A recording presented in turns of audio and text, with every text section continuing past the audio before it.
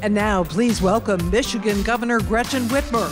And here to lead the conversation is Atlantic contributor Jemele Hill.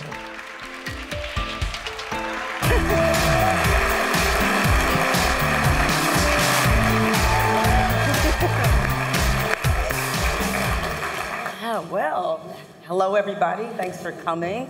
You guys are in trouble because you have two Michigan State graduates here, two Michiganders, and of course I'm representing the wonderful city of Detroit, which I can tell you they love this governor. Because we were together, and I guess it would have been in March for the NAACP Freedom Fund dinner.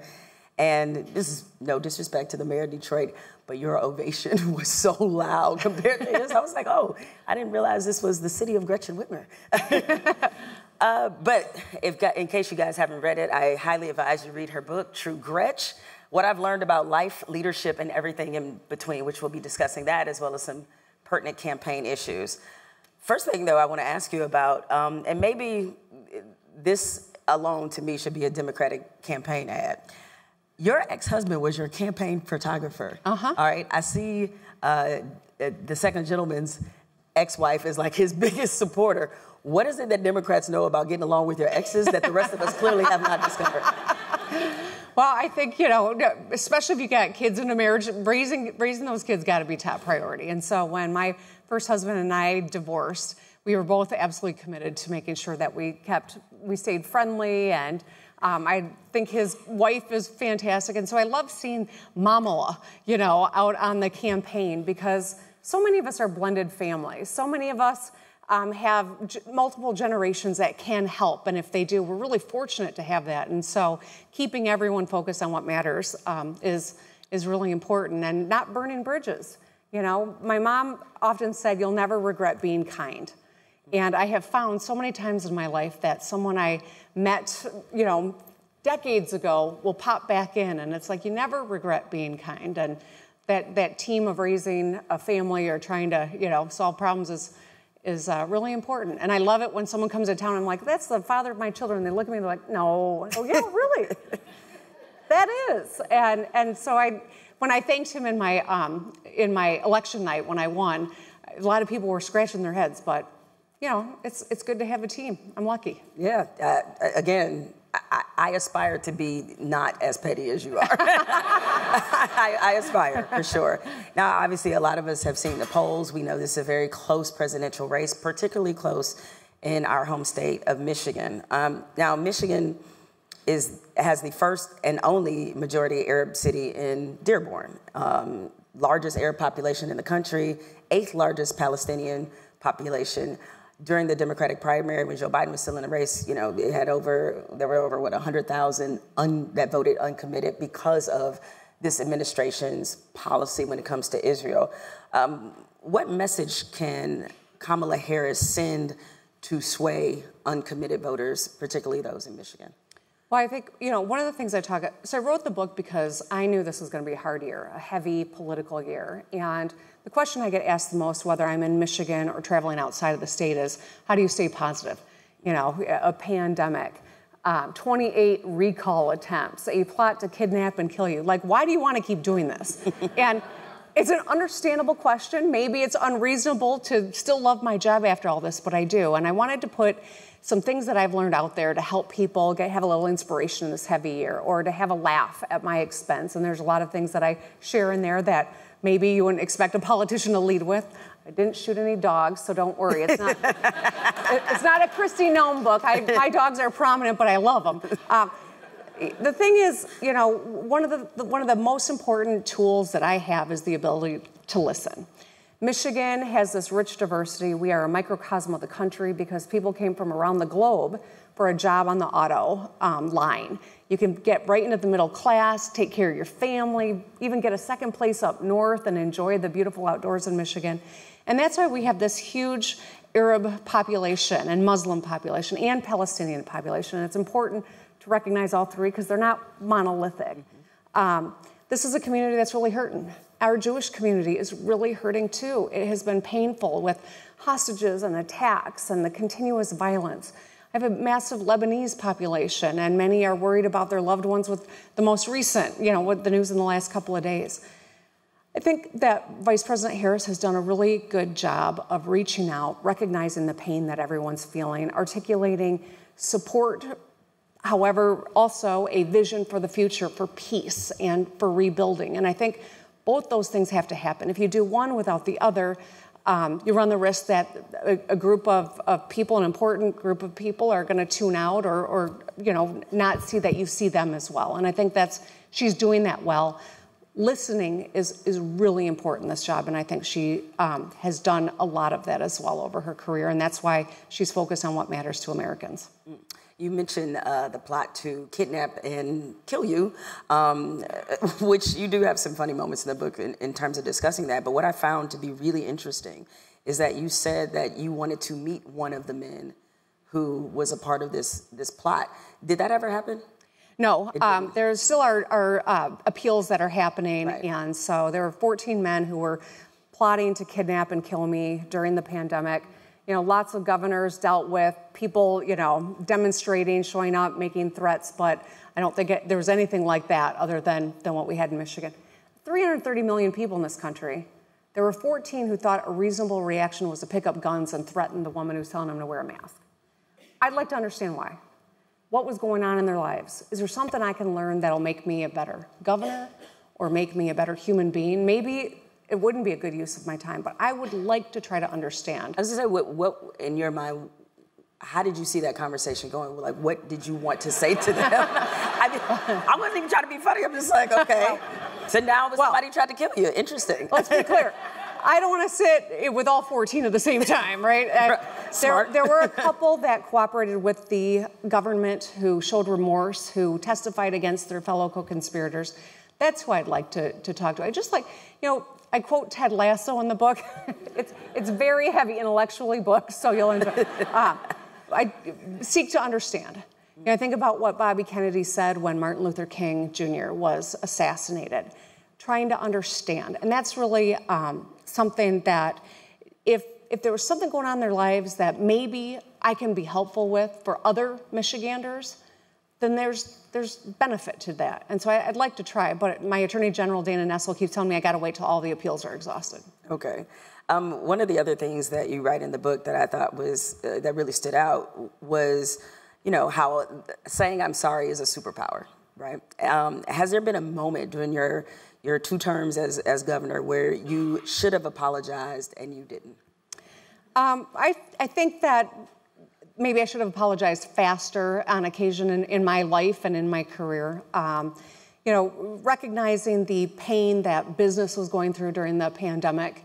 I had a good friend who said, you're doing all the right things and we support you, but there are a lot of business people who are really worried that they're not going to make it through this pandemic. And if you could just acknowledge that more would be helpful. Don't change your policies, but recognize that we're asking everyone who's making sacrifice here. And I thought that was really helpful feedback.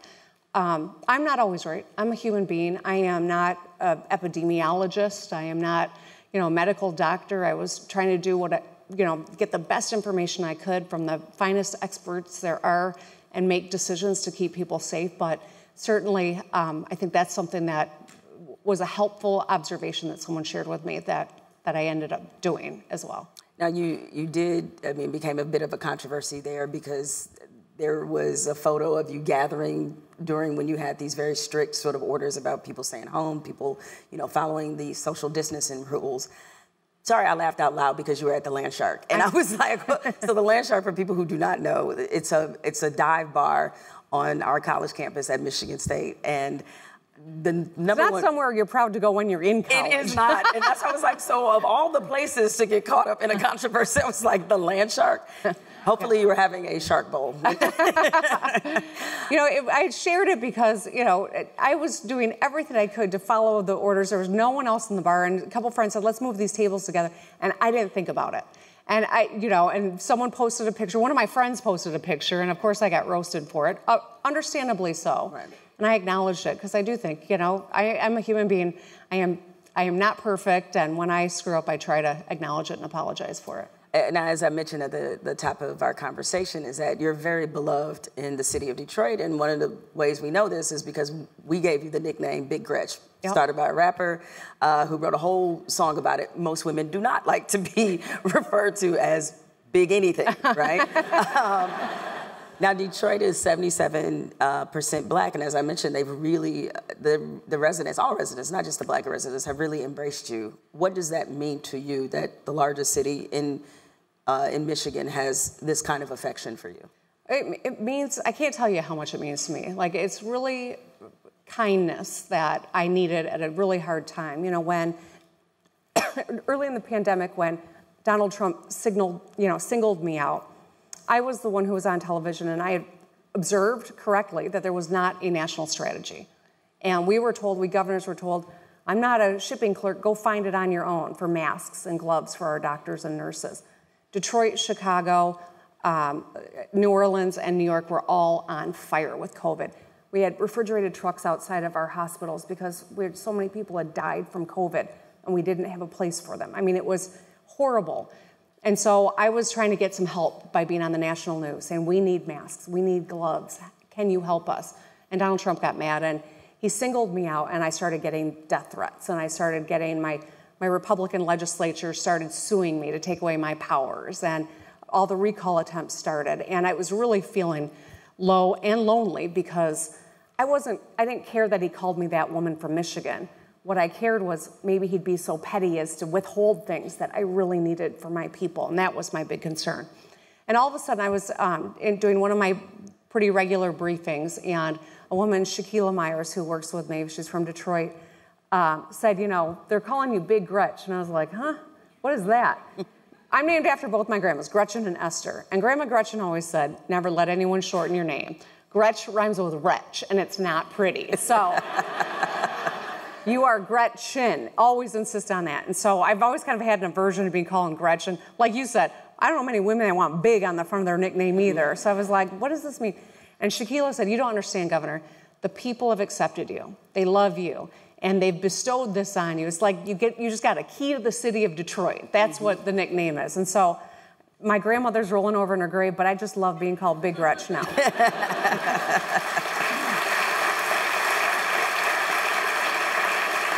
Though your official key to the city was the Cartier buffs. That was your key to the city, which is very, very Detroit. You know, let's talk about your time that you've had there. I mean, in November 2022, you won your second term by a landslide, 11%. For the first time in 40 years, you know, Michigan Democrats have pretty much run the table, control the House, you have the Senate, and obviously having the governor's office. And so far in your second term, you know, you've signed bipartisan legislation repealing the state's 1931 law banning abortion without exceptions for rape or incest. You signed a tax credit for yes, very important. You signed a tax credit for low-wage workers and rolled back the state's retirement tax. And you signed a package of expansive gun violence prevention bills, which included universal background checks for all firearms. Now, even though these all sound like very reasonable things, we're in a time where such progressive legislation is looked at negatively or very polarizing. So how were you able to accomplish all that in a time where our political climate is as divisive as it is? Well, you know, none of it was easy, and it took a long time to get to this point. I served in the legislature since the year 2000 for the most part of through 2014, and I was in the minority the whole time. Got my teeth kicked in on policy fights every single day. But when we changed gerrymandering and ran on abortion and ran on this agenda, we flipped both chambers of the legislature for the first time in 40 years, as you said. That's a big deal. It also is a one-seat majority in both chambers. So it's not like an overwhelming majority, but here's what I believe. When people hire you to lead and elect you by almost 11 points, they expect you to deliver on the agenda. And so I've worked very closely with my legislature to make sure that we delivered on these things. We also finally got Michigan on the right side of civil rights for the LGBTQ+ community. We feed 1.4 million Michigan kids breakfast and lunch at school every day in Michigan. So I think if Democrats want the people to elect them to lead, they got to do it when they get there. And so I take with responsibility not just my commitment to the people of Michigan and the agenda I ran on, but to show the people across the country that when Democrats lead, we can build an economy that it thrives and where people can get ahead and that there is justice under the law and real opportunity for everyone. And you are fixing the damn roads, because the last time I was in Detroit, it took me about 3 hours to drive to Grand Rapids because of all the construction. I was like, oh, she really is fixing the damn roads around here. I know, I tell people, I know you're cursing me under your breath, but you're welcome. Yeah, I didn't have polite thoughts, but I was like, this is for the betterment of the state here for sure. Now, one of the defining moments of your political career is when you made the courageous step to share a very personal story about how you were sexually assaulted while in college, and you shared this story on the Michigan State Senate floor.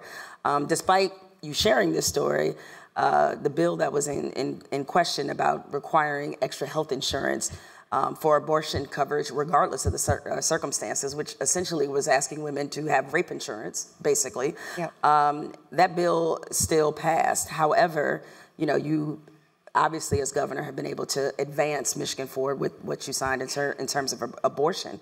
But what would it take in your mind to sort of legalize abortion nationwide? Well, that's got to be the goal. And I think one of the great things we were able to accomplish in Michigan in 2022 was to amend our Constitution to protect abortion rights. And then as governor, I've signed all these repeal of trap laws that made it harder for women to access health care. But I'm also working really hard to remind people that this isn't over.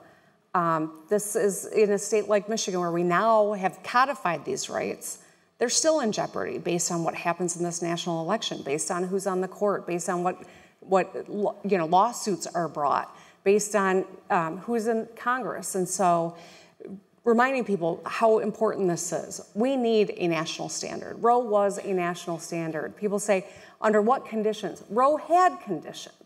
We need the Roe standard again, and that's what I support. That's what I'm advocating for, that we have this right codified for all women across this country, because the heartbreaking stories that have come out of Georgia just in the last few days, and the mom of Ember who was with us last night with Oprah and the vice president in metropolitan Detroit, you know, those stories are going to happen over and over again in states where there is not access, and we're depriving kids of their moms, we're depriving women of opportunity and just to be a full American with the ability to make your own decisions about your life, your body, and your future.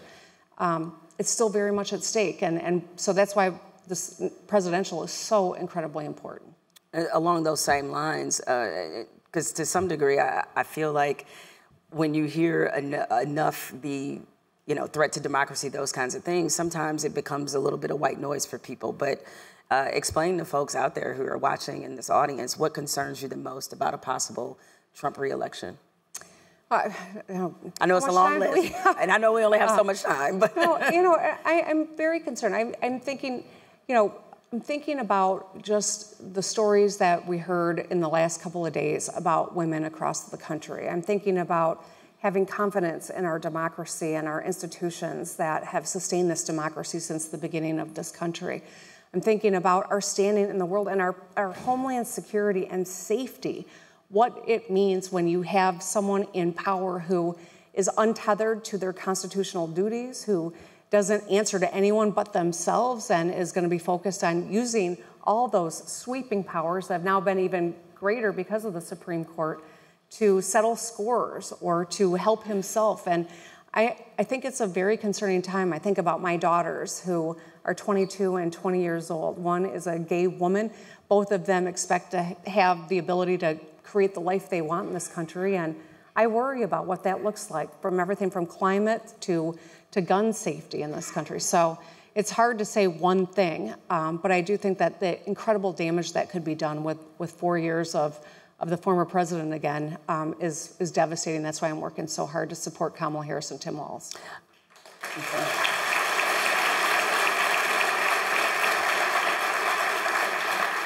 You know your state, you know your voters. So what do Vice President Harris and Tim Walz have to do, you think, to win the state of Michigan? I think they're doing it, and I think we just got to keep doing it, showing up as they are. You know, Kamala Harris is a regular person. She's an exceptional person, but she's lived a regular life. You know, she took care of a mom who was sick, just like I did, just like so many people did. She worked an hourly job to get through school, just like so many of us have. Tim Walz is the same. You know, these people have walked in our shoes and lived our lives, and that's why we can trust that they will focus on the things that'll make our lives better. You know, I think about Donald Trump's existence, and I wonder, like, has he ever even been into a grocery store, much less taken something out of the cart because we saw how it was adding up, you know? Has he ever gassed up a car, you know, or attended a parent-teacher conference, or taken care of a parent who was sick and put their chemo pills in order for them to make their lives a little easier as they're going through treatment? You know, many of us have lived these kinds of lives, and that's why we need leaders who get it, who care about us, who understand what our pressures are every day and use the power of that office to make our lives easier and a little bit better going forward. There were so many jokes I could have made there about Trump in a grocery store, but I'm just going to move on and try to be professional. Obviously, you experienced this firsthand when Donald Trump singled you out, and obviously what happened with that plot to assassinate you as well. We see what has happened with him in terms of being the target of a couple of assassination attempts. What can be done to tone down or somehow get a handle on the harsh sort of political violence that is happening right now? Is it all about what we're saying about politicians? Like, what can be done so we can ramp down some of this political stuff? I think an overwhelming rejection of that ugliness at the ballot box this fall. Everything comes back down to November 5th and what's going to happen in this election.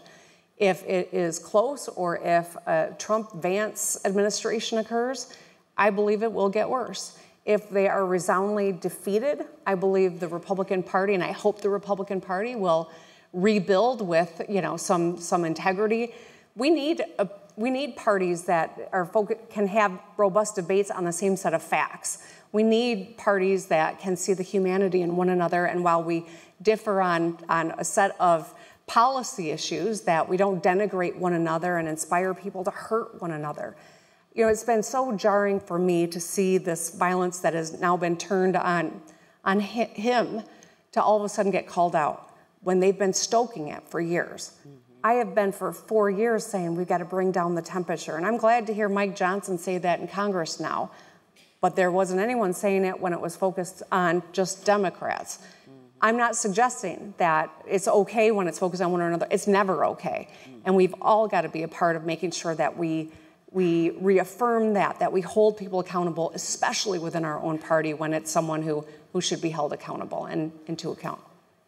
One of the best stories you tell in the book is the Shark Week story. Yeah, right. I don't want to ruin it, because I want you guys to read it. But as a result of that Shark Week story, because you write Shark Week on your notes, right, to remind yourself of your empowerment, your fierceness. And I think you mentioned in the book that you got a shark tattoo. Is that correct? I did, yeah. Where is the infamous tattoo? None of your business. It's right here. I was hoping you would. It's right there? Yes. Oh, okay. I was hoping you would tell me what it was. But just as a woman in politics, you know that you're under a different level of scrutiny. Vice President Harris knows this. Any woman in politics knows this. So how do you handle the fact that there are a different set of rules for you as opposed to your male counterparts? Well, you know, it's a bummer because it shouldn't be the case, but it's also a strength because I look at someone like Kamala Harris and I know her road has not been easy, and she has become an incredibly skilled advocate and leader because of the challenges that she's uniquely had to face. She's head and shoulders, I think, more prepared to take on this role than many who've come before her, and certainly than the person she's matched up against in this election. You know, the Shark Week story is the last chapter in the book, and it's called The Happy Warrior. And when I was running for governor the first time, Emily's List sent me a debate coach to work with me as I prepared for this debate, and my first debate. They sent a male speech coach, which I thought was funny, from Emily's List for a female, but whatever. But he was great. He gave me some wonderful tips. One of the things he said was the happy warrior always wins the debate. And I know you saw in the last debate where people kept saying, if you turn off the volume, look who looks like they're having the most fun. That's the test. the happy warrior, and Kamala Harris was the happy warrior. Now, it dovetails into this longer story about Shark Week, and it's hilarious, and I hope that you will buy the book and read it and maybe give it to young people who are coming up, because I do think that there are some good lessons in there that younger people will get a kick out of too. But it's about, recognizing, yes, there's hard, tough work ahead, but you can find joy in the work too. You can find a laugh, and even on the hardest days, and I think that's part of what people are responding to in the Harris Walls campaign. The joy of it, that yes, these are not easy days that they are having, and there won't be easy days while they lead, but there is joy in the work, and that's what I love about this role.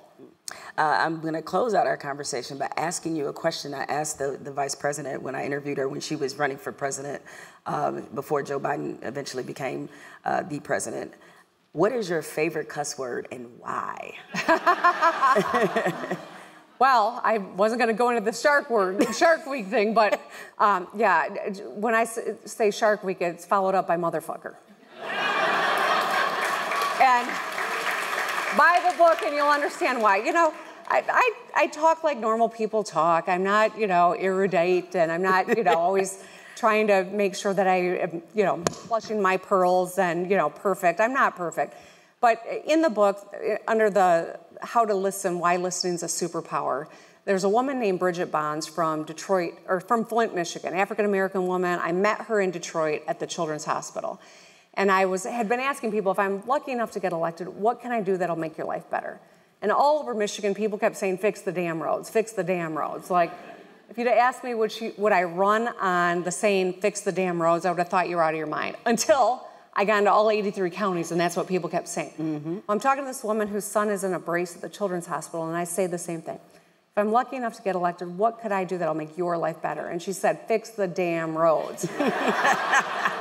And I did not expect that. So I said, okay, tell me more. Why? Why is this? And she explained on her drive from Flint to Detroit every day, back and forth, she hit a pothole that busted the rim on her wheel.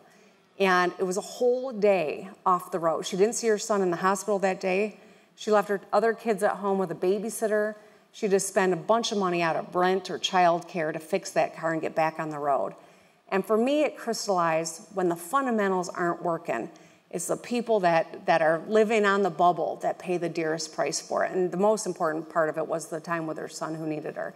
And so, I guess damn has played a big role in my life too. But fix the damn roads or Shark Week. Yeah. You'll understand. Well, if it makes you feel a deeper kinship with the vice president, her favorite cuss word is also motherfucker. And as she said, the one that ends in an A. Yeah, not the starts ER. with an M and ends with starts with an M, ends with an A. Thank you, Governor, for joining us here at the Athletics Festival. Thank you all.